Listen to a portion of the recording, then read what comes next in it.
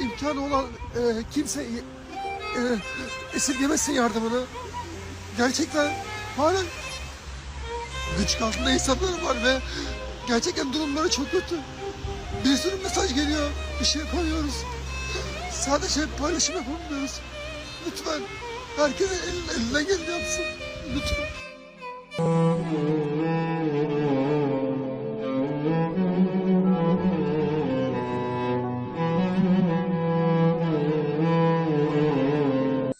السلام عليكم.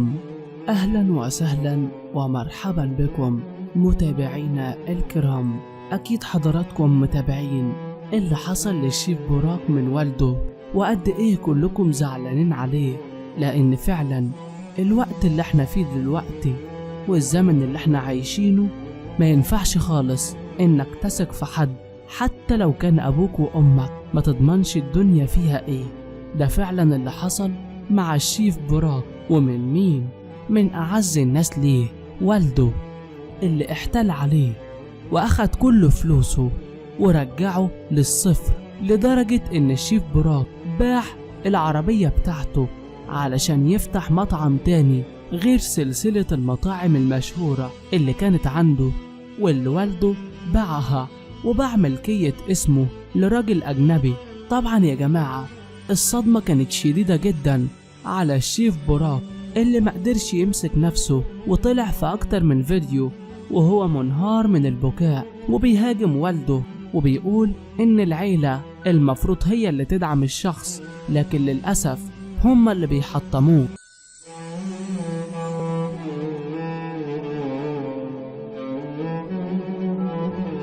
وكمان قال إن والده احتال عليه وباع كل ممتلكاته لرجل أعمال أجنبي، وإن هو دلوقتي رجع للصفر وحياته اتدمرت. طبعا يا جماعة والد الشيف براك مش لاقي حاجة يقولها ولا حاجة يحفظ بيها مية وشه قدام الناس، فطلع يشكك في كلام براك ويقول إن هو اللي عمله وإن كل الفضل بيرجع ليه، وإن براك بيسمع كلام أمه وهي اللي ممشياه، وكمان بتسلطوا عليه وبتحرضوا ضده، وإن الشيف براك اتبرع بمبلغ كبير جدا لضحايا الزلازل في تركيا. وطبعا والد الشيف براك ما عجبهوش الكلام ده، علشان كده خد كل فلوسه.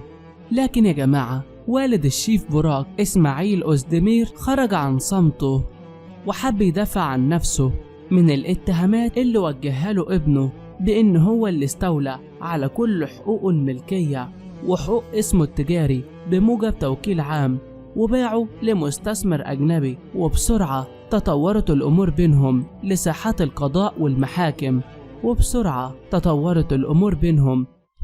القضاء والمحاكم، ونفى والد الشيف براك في تصريحات لقناة دي نيوز التركية صحة الأخبار والاتهامات دي، وأكد إن في بعض المغرضين اللي عاوزين يبثوا الفتنة بينهم، وإن هم وراء الإشاعات دي وكمان وراء إشعال الخلافات التي لا صحة لها. Yaptığı yardımlar hep prim katsın diye yaptı. Yani içinden gelerek hiçbir babaya karşı düşman ediyor. Burak zaten 2 sene öncesine kadar bakarsanız Burak diye bir şey yok. Resmimi izinsiz kullanıp emek hırsızlığı yapan insanlara lütfen prim vermeyin. İstanbul'da, Vadi İstanbul'dan başka bir yerde herhangi bir şubem yoktur. Onu söylemek istiyorum. Yakında açıklama videosunda her şeyi anlatırım, merak ettiklerinizi. وقال والد براك إن ملهوش علاقة خالص بالقصة دي، وإن هو ما احتلش على ابنه ولا باع اسمه زي ما بيقول، وإن هو ساكت ومش راضي يرد على الكلام بتاعه، لأن براك بيقول إن هو مالك مطعم المدينة، لكن في الحقيقة أنا الملك الحقيقي وأنا اللي اشترى له بيتين وساهمت في تكوين ثروته. وقال إسماعيل براك للأسف براك أخد جينات والدته اللي بتكرهني والمعادية ليا. براك لازم يعرف مين اللي بيحبه كويس ومين اللي عاوز يفرق بينه وبين أكتر واحد بيحبه على وش الأرض. طبعا يا جماعة بدأت الخلافات بين براك وبين والده قبل عدة أشهر، حوالي 5 أو 6 شهور كده، تحديدا بسبب مساعدة براك لضحايا الزلزال اللي حصل في المناطق المنكوبة في تركيا. وذهب الشيف براك في طريقه بمفرده قاطعا صلته بوالده، واستمر في تقديم المساعدات العينية والمادية لضحايا الزلزال قبل أن يقرر اللجوء للقضاء لمحاسبة والده على بيع اسمه لصالح مستثمر أجنبي، على أن ينظر في القضية في سبتمبر المقبل.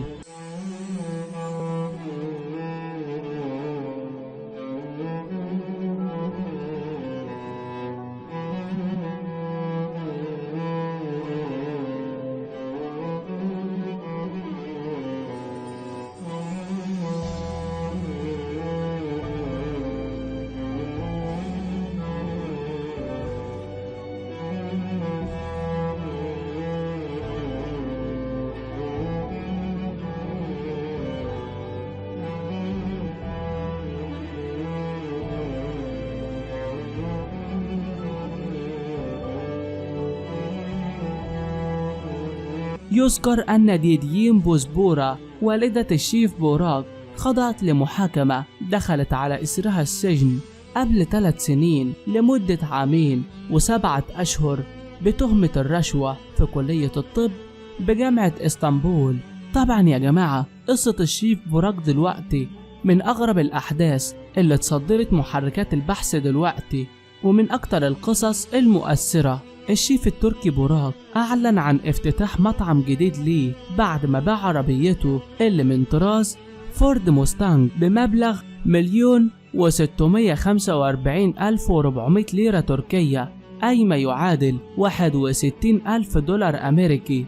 وطبعا يا جماعة الشيف بوراق دلوقتي بيجهز لافتتاح مطعمه الجديد والوحيد واللي هيفتتحه في سبتمبر، بعد ما رفع دعوى قضائية على والده اللي احتال عليه وباع كل ممتلكات ابنه لنفسه من غير ما يعرف. وتم تقرير موعد أولى جلسات المحاكمة في شهر سبتمبر المقبل، وده نفس الوقت اللي هيفتح فيه الشيف بوراق مطعمه الجديد. وظهر الشيف بوراق في فيديوهات إعلانية وخلفه مطعمه الجديد مع لافتات كتب عليها قريبا، وكان في غاية الحماسة رغم اللي حصل له، واحتفظ بابتسامته الشهيرة وقدم الشكر لكل متابعينه على دعمهم والترويج لمطعمه الجديد.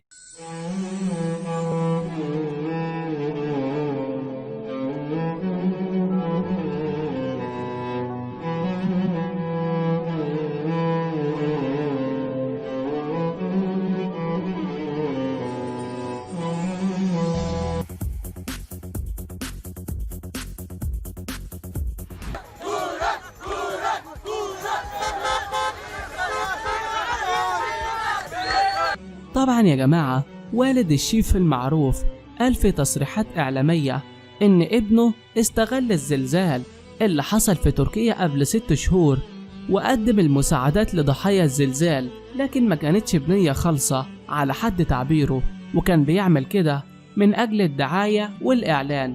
يعني حضرتك حابب تعاقب ابنك إنه قدم مساعدات حتى لو مش من قلبه وبغرض الدعاية والإعلان زي ما بتقول، فهو كفاية إنه قدم مساعدات وبقى أفضل من غيره بكتير اللي حتى ما قدموش مساعدات بغرض الشهرة والدعاية والإعلان. والد بوراق يا جماعة باع ملكية اسم ابنه مقابل 41 مليون دولار أمريكي لرجل أعمال أجنبي.